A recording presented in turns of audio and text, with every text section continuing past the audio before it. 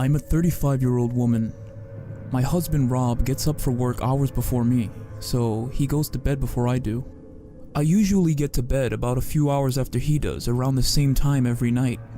I turn off the lights and the TV in the living room and take my dog to the back door to let her out. She's tiny, old, and possesses zero threat to anyone. The door leads to a large deck outside. Off to the right of the deck is a few small steps down and a small path to the gate, which we always keep chained and locked. Every single night before opening the door, I peek out the window right next to it without disturbing the blinds and flip on the deck light.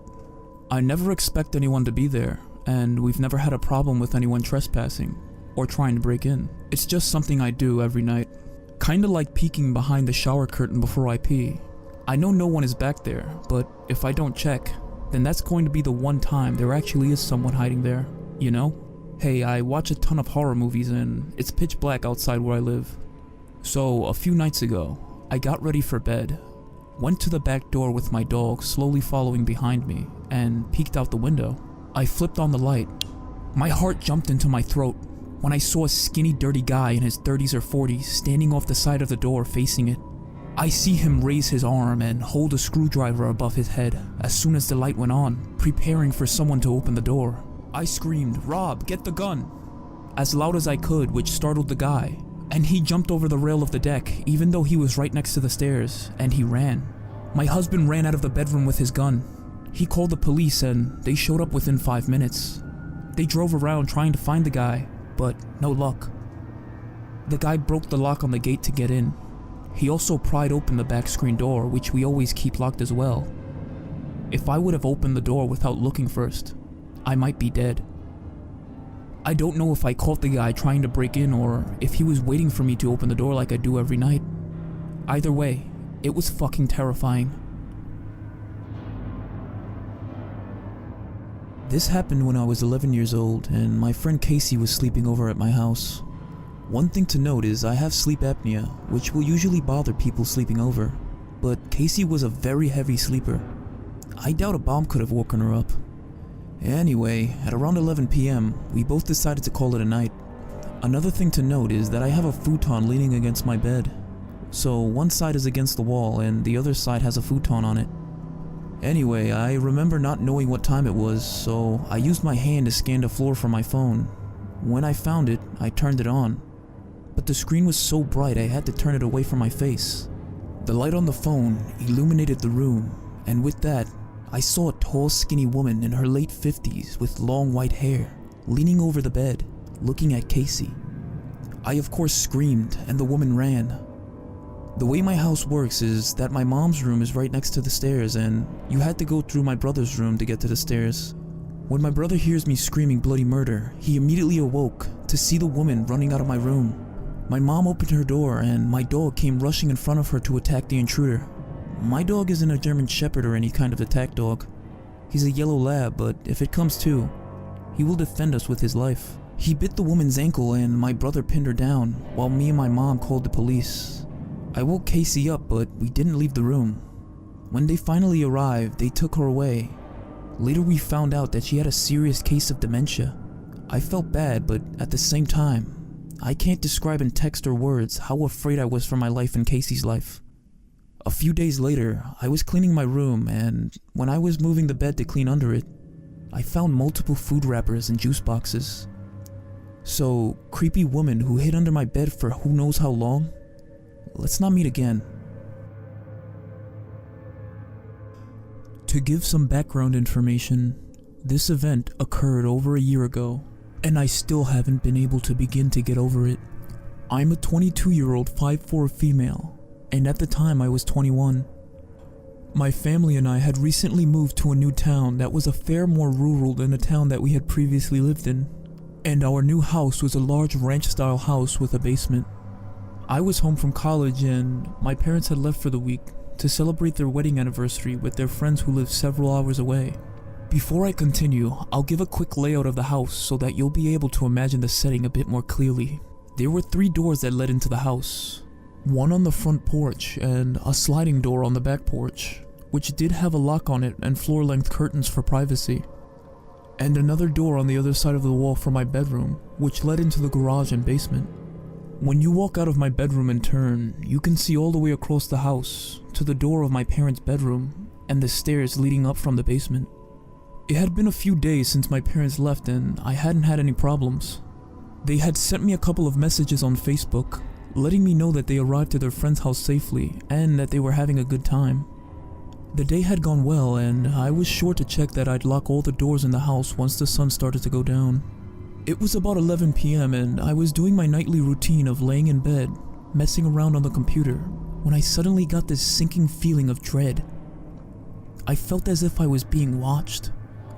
It was summer and we didn't have AC, so I had a large box fan in the window, blowing the cool night air into my stiffingly hot room. But once that feeling settled over me, I decided that I would remove the fan and close the window, just in case. Once removing the fan, shutting and locking the window, and pulling down the curtain, I felt a bit better. However, I still couldn't shake that feeling of dread. I lay back in bed and tried to continue what I was doing, though I didn't put my headphones back on.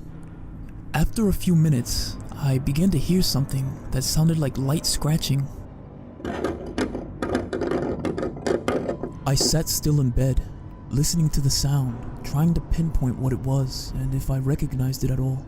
Our new house, although relatively close in distance to our neighbors, had a fair amount of forest around it. So I thought that maybe the scratching was an animal or someone's dog that got loose and wanted to come inside. After a few minutes, the scratching stopped, and everything returned to silence. So I figured I was probably right and that it must have been an animal.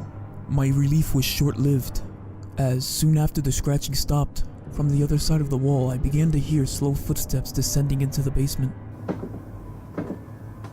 This is when I knew I was completely fucked.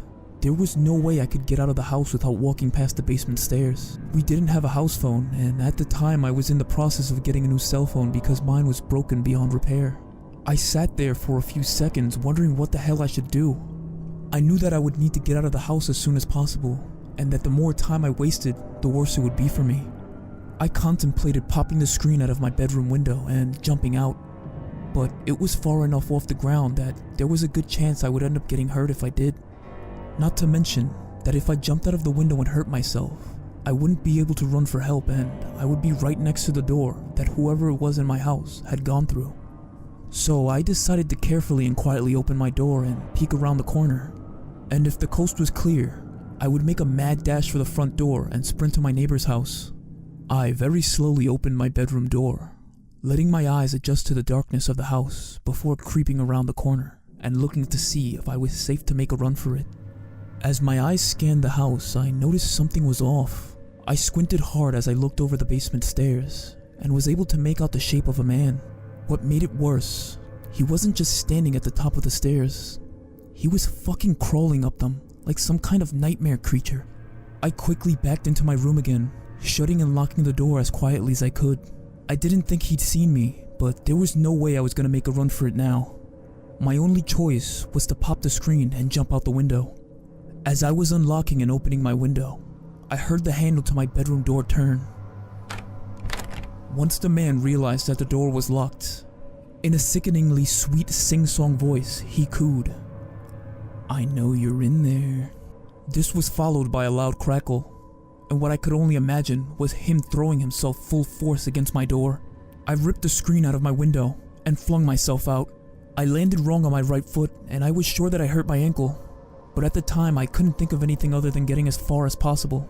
I got up and ran as fast as I could to my neighbor's house, knocking on their door in a panicked frenzy and ringing the doorbell over and over again. I looked over at my house as I was yelling for my neighbors to let me in, and I swear to fucking God, I could see the man standing at my window, waving at me. My neighbors finally opened the door after what felt like forever, and I managed to explain well enough what was going on for them to let me in and call the police. I stayed with them until the police arrived. The police searched my house and found that the lock to the basement door had been picked, and that the door to my bedroom was hanging off the hinges. They weren't able to find the man anywhere, and because I had only seen him for a split second in the dark, I couldn't provide them with a good enough description of him. Of course, I got into contact with my parents immediately after, and they hurried home. The police took my statement and searched the area for the man, but of course they came up with nothing. After this event, my parents and I were sure to add deadbolt locks to the door leading into the basement and the door leading out of the basement to the rest of the house. They also helped me pay to get a new phone. What really bothers me about this is that nothing was stolen. There wasn't even any evidence that the guy had looked through anything in the house. So, psycho who broke into my house, knowing I was home alone, let's not meet again.